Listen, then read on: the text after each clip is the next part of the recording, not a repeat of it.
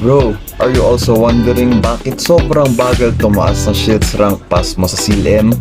What if I tell you na may tamang strategy para mapabilis ang rank mo, ma-maximize ang rewards at hindi masayang ang grind mo?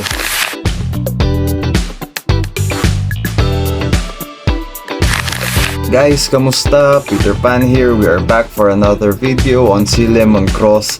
And alam nyo guys, real talk, maraming players ang nag-perform ng random pero hindi nila namamalaya na nawawalan sila ng free rewards every single day. So in this video guys, I'll show you the best ways kung paano mag-rank up sa Shields Pass ng mabilisan. Kasama na ang tips, tricks at strategies na ginagamit ng smart players para masulit ang bawat mission. And make sure to watch until the end dahil may bonus tip ako na sobrang underrated pero malaking tulong sa mabilis na pag-rank up. First of all guys, para sa mga hindi pa masyadong familiar, ang Shields Pass is basically your progression system sa CLM kung saan pwede kang makakuha ng extra rewards habang naglalaro. The higher you rank, the better the rewards. And also guys, these rewards is equal to crypto NFT points which can be exchanged into real ecosystem money.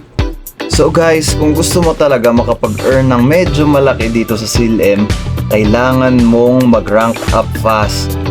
Dito nga guys, dalawang paraan ang pwede natin gawin para makapag-rank up tayo ng mabilisan. First, kailangan natin gawin itong daily mission pass natin.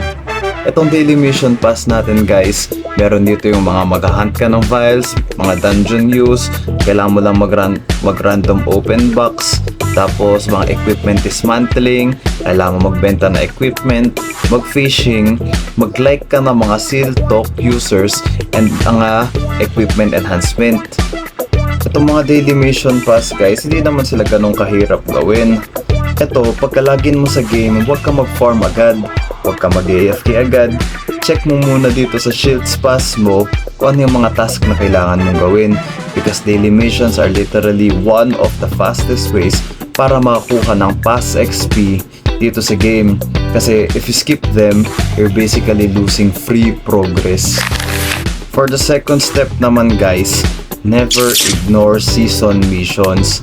Itong mga season pass missions natin guys, it is a very important task. Maski medyo mahirap itong gawin, kailangan natin unti-untihin dahil ito yung nagbibigay ng bulk ng mga shields points na naiipon at na-accumulate natin.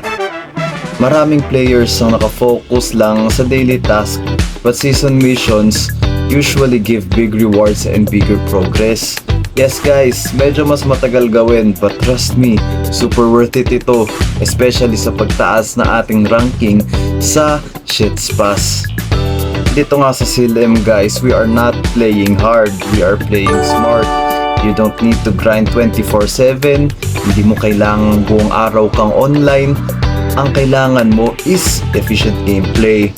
Log in, clear missions, claim rewards, and saka ka mag-farm or mag-AFK. But simple is effective. Okay guys, ito yung bonus tip ko na halos walang gumagawa. Always claim your rewards before reset or end of season.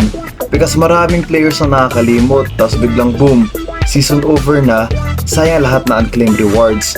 So before logging out, double check your Shields Pass. It literally takes a few seconds to save you some points. So ayan nga mga kasil, if gusto mo mapabilis ang Shields Pass rank mo, get more rewards and maximize every grind sa CLM, make sure na sunduin mo itong tips ko and comment down below what Shields Pass rank are you right now. At kung may sarili kang strategy, share mo sa comments para matulungan din natin ng ibang players. Also guys, don't forget to like, subscribe, and hit that notification bell para updated ka sa mas maraming CLM guides, tips and tricks, and money making strategies. This is Peter Pan signing out, and next na video natin, pag-usapan natin kung paano maging mas malakas sa CLM kahit low spender or free to play player ka.